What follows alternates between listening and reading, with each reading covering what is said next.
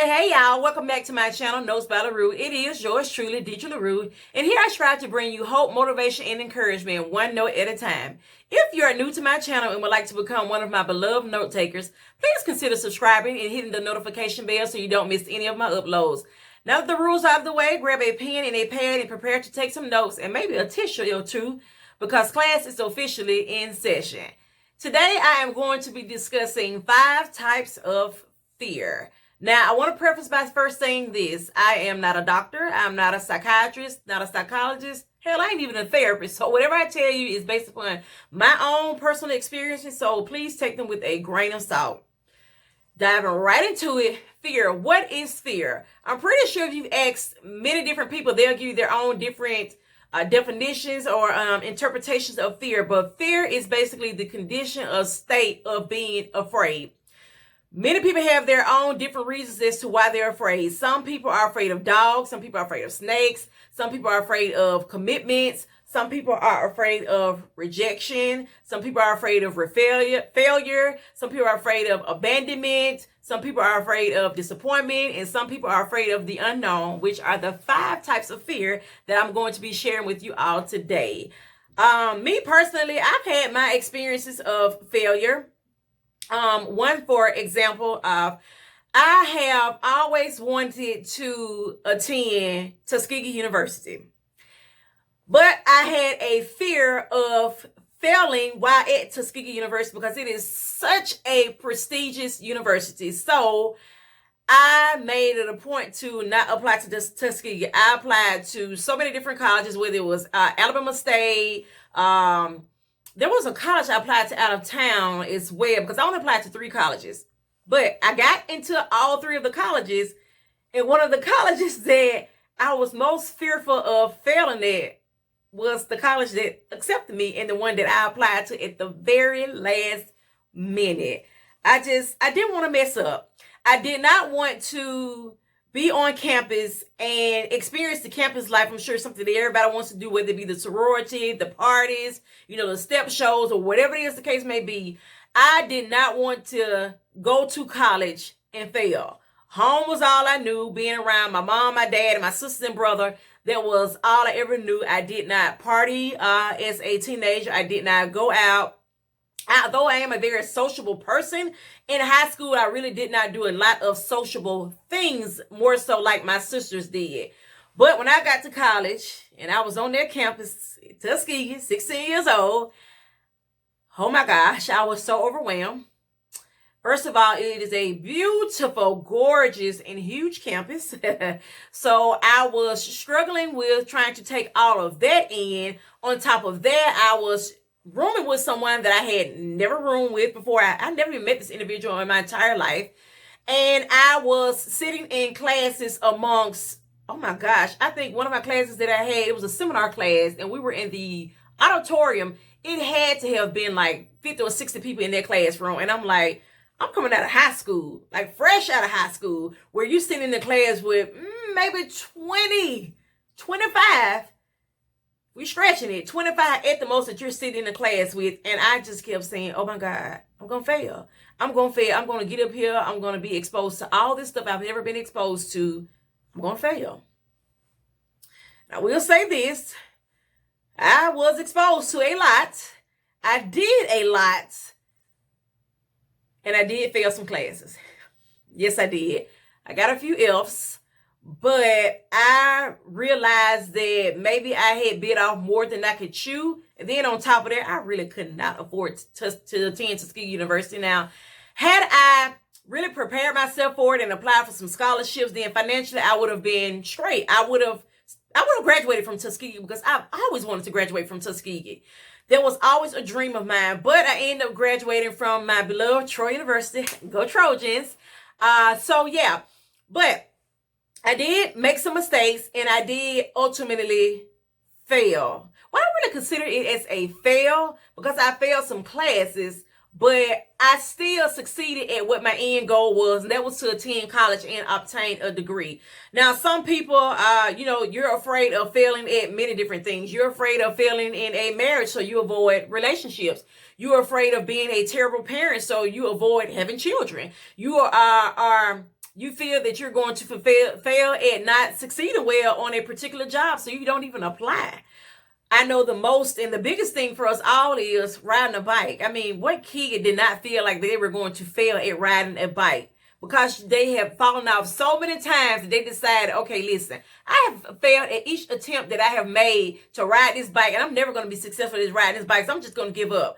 Now, whether it be you found within yourself that you're not a quitter, so you don't give up, or whether it be a loved one to say, hey, listen, I'm not going to allow you to give up. Because so many times, so many people, they quit before they even start because they automatically talk themselves out of it and say, hey, you know what? I just can't do that. I'm just not going to be able to do that. So they don't even try. Or like I said, they've gone through past experiences where they were not successful and they feel like that has set the tone for everything that they're going to do in their life. Well, if I failed at that, then sure I'm going to fail at this. So I'm not even going to try. I'm just going to give up. And that is not the case. You should always try. It does not matter how many times you do not succeed, because of course we all want to succeed at our first go around, but that's just not how it goes. So as Aaliyah said, if at first you don't succeed, then dust yourself off and try again. The next failure that I'm going to discuss is, or I should say fear, is fear of rejection. For me, fear of rejection is, I'm afraid that I'm not going to be accepted. And I, discussed this at length in my last video about not being accepted because of my dark skin, or not being accepted because I am plus size. So there have been a lot of events that I have avoided because I felt like I was not going to be accepted, that people were going to reject me because no one could really appreciate me for me. And I will admit and say that there have been many times that I have put on a facade and acted as someone that I am not, because I was so afraid that if people knew the real me or got to know the real me, that they would reject me. So I took on this persona of what I thought people wanted to see, and at the end of the day, they rejected that person. So I'm like, hey, maybe it wouldn't have not been such a bad idea had you just been yourself, as opposed to putting on a facade or masking who you really were in attempts to try to get other people to accept you or perceive you in a particular type of way. Now, I will say there is this disorder that I remember reading about when I was in graduate school working on my master's degree, and that was it was a rejection syndrome dysmorphia. No, what was it? Rejection sensitive dysphoria. That's what it was. RSD, rejection sensitive dysphoria. And that is when an individual has strong emotional feelings towards criticism, towards judgment, towards being rejected, and particularly it's all from a loved one or an important person in your life. Whether it is you are fear of being rejected by your parents, and we know a lot of children go through that on a daily basis. Their parents are not accepting of them, or their parents may say, well, hey, I wish you could be more like your sister, or I wish you could be more like your brother. Ultimately, your parents or parent, they're rejecting you. They don't like the person that you are or what you have become, because they are so bent out of shape of wanting you to be more like your sister, more like your brother, as opposed to accepting you for who you are. Now, I will say this, I'm so fortunate and blessed. I did not have my parents to do that. Did not try to pit us against each other to say, hey, well, Deetra, you really need to be more like Joy, or Joy, you really need to be more like Danny, or Danny, you really need to be more like Dewan. Well, if you just really tweak this, then, because sure, Joy didn't do that, so why are you doing that? Those are my sister's names I just called. But I'm so blessed to know that I've had supporting parents, supporting mother, I should say, because my mom was there pretty much for everything that I have attempted to do in life, whether it be good or bad. So I would say that, but I'm very appreciative that my mom did not try to make me into a person that I was not. She did not try to pit me and my sisters or our brother up against each other, to ultimately have us at odds with each other, saying, well, hey, mom really maybe prefers this sibling as she does the other. I've always felt like, some of us have gotten our way over others, but I've never felt like our mom preferred another child over the other child. But again, you have a lot of people that they are struggling with this because they want to be accepted. I mean, who does not want to be accepted? I know I want to be accepted, and I chronicled this in the last video as well. There were a lot of things that I did that were not me, that were out of my comfort zone, all because I wanted to be accepted. I wanted to be wanted.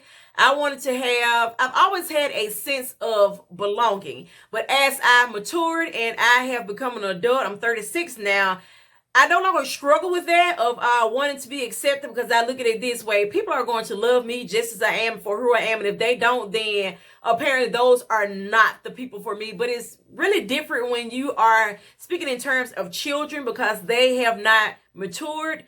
They have not gained the experience or the level of knowledge that we have, or the confidence that we have to say, hey, I'm perfectly okay with people not accepting me. Because as a child, you want to be accepted, particularly by your parents. So that is one of the biggest things that people fear, and that is fear of rejection. So like I said, they'll avoid certain people, they'll avoid certain events, they'll avoid certain places, all because they do not want to be rejected again. And when people have been rejected time and time again, it does something to their self-esteem. It brings their confidence down. It makes them question their value. It makes them say, well, am I really worthy of this? Or am I really an unworthy person? It does a lot to a person, not only mentally, but physically and emotionally. But I have to say this. You can't be afraid to put yourself out there in a tribe, because you are afraid that you are going to be rejected. I'm telling you right now, you will be rejected. At some point in your life, you are going to be rejected. The thing is, do you take that negativity and say, this is it for me and this is how it's just going to be? Or do you take that negativity and turn it into something positive? Okay, although this person may not have perceived me well, that's not to say that this person is going to not perceive me well. And I'll give you an example. Let's say that you are a child and you were put up for adoption, maybe. You were given to a relative, maybe, because whatever reason, your parent could not take care of you. They could not bond with you. They were not ready for a child. They ultimately, they wanted to live their lives and do whatever it is that they wanted to do. How do you think the child is going to feel knowing this? That my parent rejected me. It starts at home. That is the foundation that you are building for that child. That is the tone that you are setting for that child's life. And if that child grows up to be an adult and they say, well, hey, my mom rejected me, my dad rejected me, 9 times out of 10, they'll shy away from relationships, whether it may be a friendship or particularly intimate relationships where they are boyfriend and girlfriend, or ultimately going to be husband and wife. They may shy away from those types of relationships and become emotionally withdrawn because they don't want to get hurt again. Well, my mama rejected me. My mama didn't want me. My daddy didn't want me. He rejected me. Surely this person is going to do the same as well. So as parents, and I'm not one yet, but as parents, we should really be trying to do our due diligence and to do our children justice by letting our children know that, hey, we accept you. We know you're not going to always get it right. We love you anyway. We love you for exactly who you are. So set those foundations down for your children now, so they won't end up in situations later on down the line that could potentially break them or cause them to do something, or cause them to harm themselves, all because they've had this history of people not accepting them. Another fear I want to discuss is fear of disappointment. And I would say that I have been so disappointed with myself at so many different times. I have been disappointed with myself when I have set expectations for myself a little bit too high and I was not able to achieve them. I was disappointed in myself.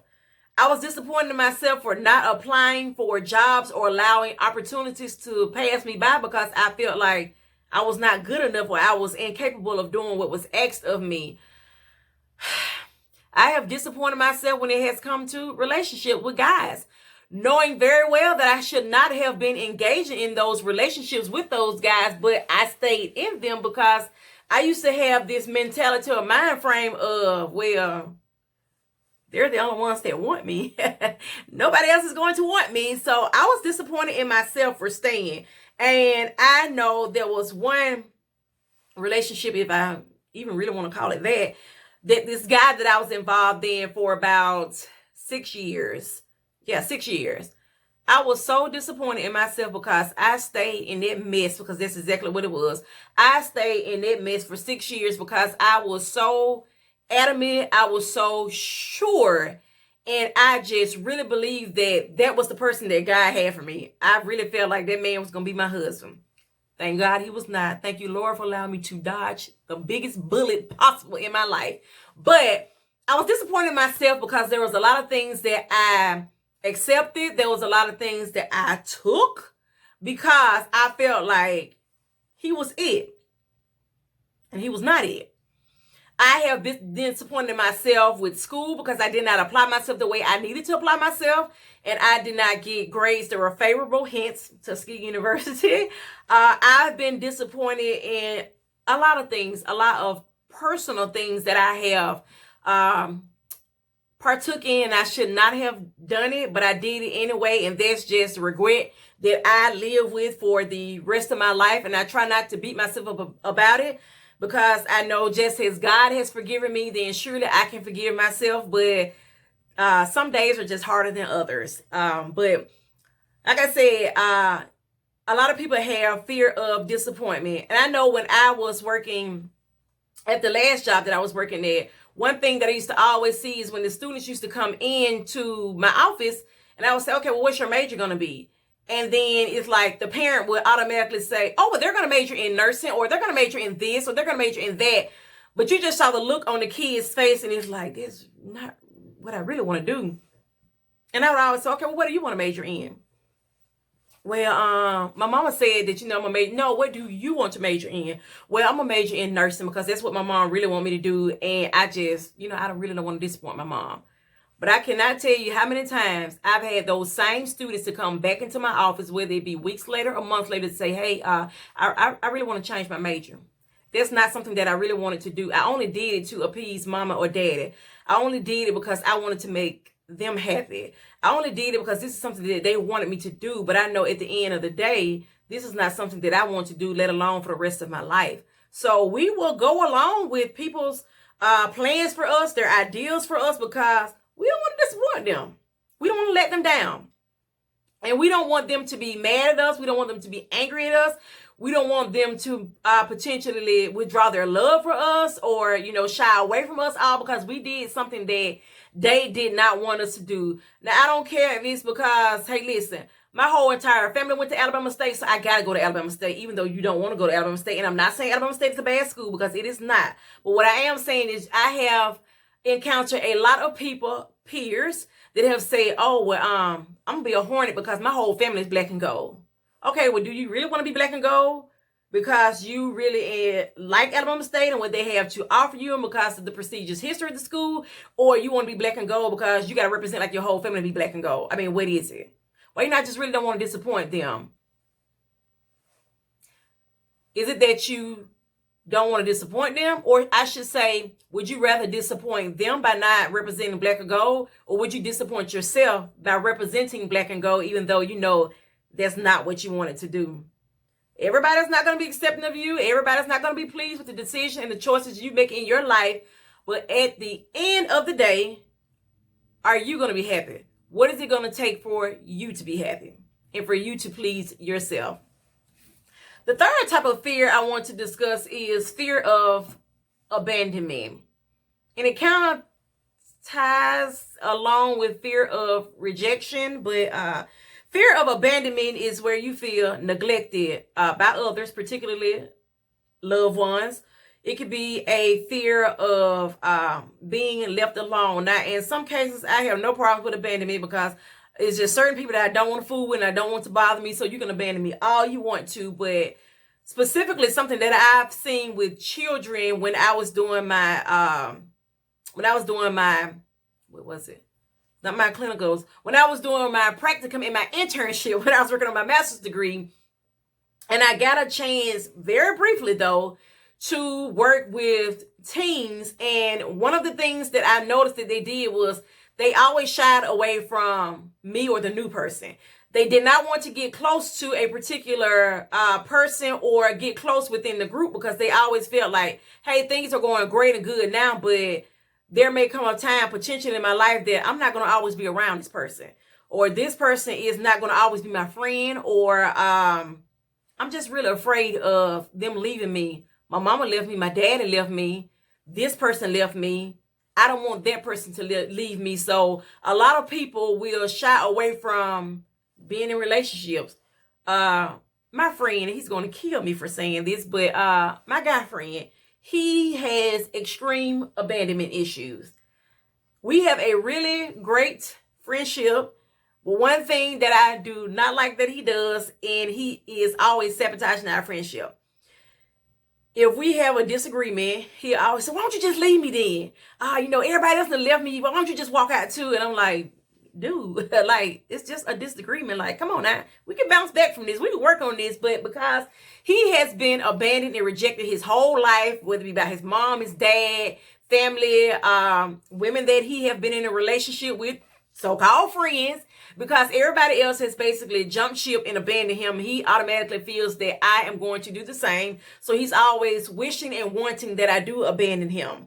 But I tell him, I say, hey, listen, I understand what you have gone through in your life. Everybody is not that way. I surely am not that way. I'm a very understanding person. Whatever it is that we may encounter as a roadblock, I'm sure it's something that we can get over. So stop sabotaging our friendship, all for the sake of you wanting me to run out on you because everybody else has run out on you. It's not the case.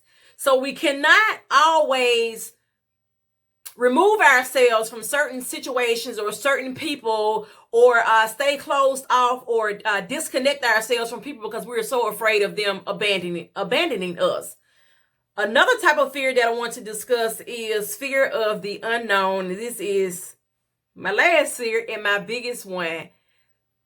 This is something that I deal with on a daily basis. And I know people say, oh, I deal with this all the time. No, when I say I deal with this like every day, I deal with this Sunday through Saturday. What is next?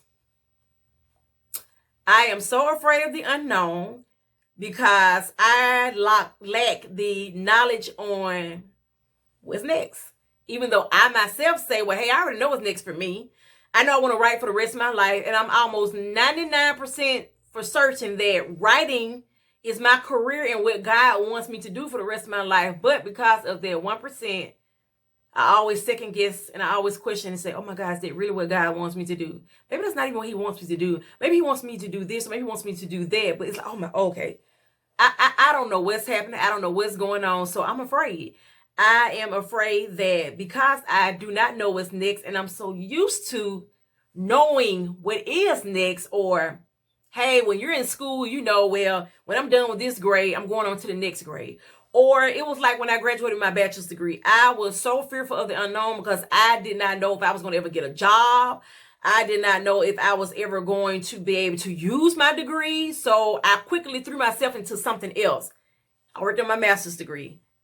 Once I was nearing the end of that, the fear of the unknown came back in. Okay, now that you are about to obtain your master's degree, what's next? What you going to do next? Are you going to get your license? Are you going to go on to pursue your PhD degree? I know that's something that you've always wanted to do. What exactly is it that you want to do or that you are going to do next? And because I don't know what's next, none of us do. We can always say, oh, well, I know I'm going to do this, so I'm not going to do that. If it's not God's will and purpose for your life, it's not going to happen. I can assure you it's not. I've been there before. I've tried it.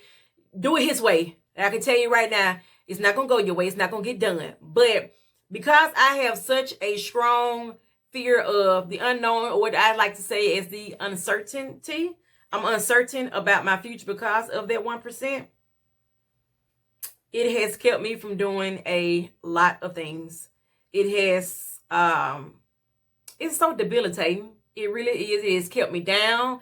A lot of times I have not tried because I felt like, I don't know what's going to happen. What's going to come of this? And I'm always the type of person, like, I need to know what's going to happen next. Before I'm able to do something, I need to know or have a slight idea of the outcome. And it got to be a good outcome, because if it's not going to be a good outcome, I mean, there's no point in me going through it. But fear of the unknown, fear of disappointment, fear of rejection, fear of failure, fear of abandonment. All 5 fears I have dealt with. They have not been easy. And I've always said that I'm so thankful for those 14 months of therapy that I have gone through, because it has helped me with a lot of these fears that I have. But it's not to say that they're not going to come up again, because like I told you, I have a fear of the unknown all the time. I'm always trying to figure out what is going to be next. But ultimately, God is the only one who knows what's going to be next. And I have no other choice but to just sit, be patient, be very trusting, and wait on God, because when it's all said and done, his way is and has always been better than my own way. I'm sure each of you have probably encountered one of these 5 types of fears. Maybe there are some fears that people don't know about that you're going through. But you, like me, put on a facade, or you put on a mask, or you hid it because you didn't want people to know or find out that you have, certain fears or whatnot. It's not to say that you're not a good person because you are dealing with so much and going through what it is that you're going through. Because a lot of times people mask certain things about themselves because they don't want people to know, because they want people to always have this ideal of them being Superwoman or Superman, or being this strong person. But at the end of the day, because your fears have a tendency of debilitating you, it causes you to become very weak. It's not to say that you're a weak individual. It's just that that particular state that you're in has weakened you, or caused you to not be able to give your absolute best, because you are so afraid of failing, being rejected, somebody walking out on you, disappointing yourself or disappointing others. But most of all, you are afraid of the unknown. I hope those tidbits that I have given you will be able to help you in some form or another, the way they have me. And do know this, you're not going to always get it on the first try. Hell, you may not get it on the second, the third, or fourth try. But whatever you do, please do not give up. Don't quit. Keep going. Keep trying. And like Aaliyah say, dust yourself off and try again. As always, I thank you so much for tuning in and watching. Until next time, my note takers, bye-bye.